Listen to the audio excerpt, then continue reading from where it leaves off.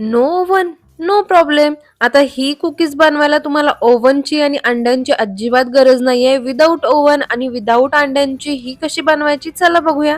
या कुकीजसाठी लागणारं सगळं साहित्य मी डिस्क्रिप्शनमध्ये दिलेलं आहे. तुम्ही नक्की चेकआउट करा.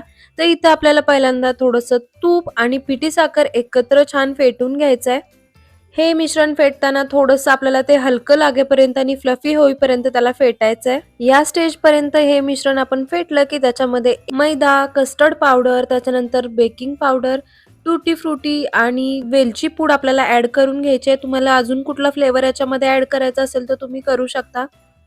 तुम्ही टुटी फ्रुटी बरोबर याच्यामध्ये ड्रायफ्रुट्स वगैरे पण ॲड करू शकता. त्याच्यानंतर याच्यामध्ये दूध ॲड करायचंय. लागेल तसं दूध आपल्याला याच्यात टाकायचंय.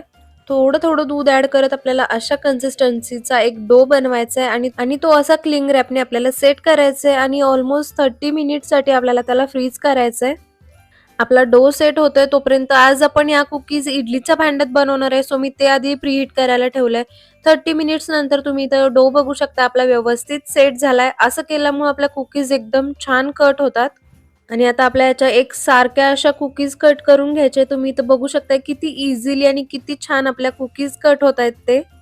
या कट करताना शक्यतो ट्राय करायचं की सगळ्या एकसारख्याच साईजच्या कट होतील म्हणजे त्या बेक होताना पण तशाच एकसारख्या बेक होतील. आणि इथे तुम्ही बघू शकता आपल्या कुकीज काय सुंदर दिसतायत टुटी फ्रुटीमुळं. आता आपण या इडलीच्या भांड्यामध्ये त्याला सेट करून घेऊया आणि बेक करायला ठेवून देऊया.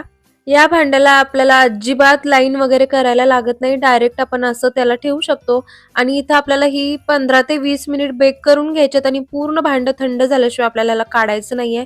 आणि इथं तुम्ही बघू शकता आपलं भांडं पूर्ण थंड झाल्याने कुकीज आपल्या किती इझिली रिमूव्ह होत आहेत. त्यांनी एकदम छान त्या बेक पण झालेल्या आहेत. ना बटर पेपर ना बटर काहीही आपल्याला तिथे लावायला लागलेलं नाहीये. एकदम छान आणि इव्हन आपल्या कुकीज बेक झाल्यात. तुम्ही याच्या ऐवजी जिथं आपण कस्टर्ड पावडर वापरली तिथं कोको पावडर वापरून तुम्ही चॉकलेट कुकीज देखील बनवू शकता. एकदम बेकरी सारख्या दिसतायत ना, किती सुंदर झाल्यात बघा. त्या आपण विदाऊट ओव्हनच्या आणि विदाऊट अंड वापरता आपण ह्या कुकीज बनवल्यात. तुम्हाला याचं अजून हेल्दी व्हर्जन हवं असेल ना तर तुम्ही याच्यामध्ये गव्हाचं पीठ देखील यूज करू शकता. एक कुकी मी तुम्हाला इथे तोडून पण दाखवते बघा काय क्रंची झालीये ते. सो ओव्हन नाहीये म्हणून तुम्ही रेसिपी करायची थांबू नका. विदाऊट ओव्हन पण आपण ह्या कुकीज एवढ्या छान बनवू शकतो. सो तुम्ही पण या कुकीज नक्की ट्राय करा आणि मला कमेंट करून सांगायला विसरू नका की तुमच्या कुकीज कशा झाल्या ते. रेसिपी आवडली असेल तर चॅनेलला लाईक, शेअर आणि सबस्क्राईब करायला अजिबात विसरू नका. चला भेटू नेक्स्ट व्लॉग मध्ये. बाय.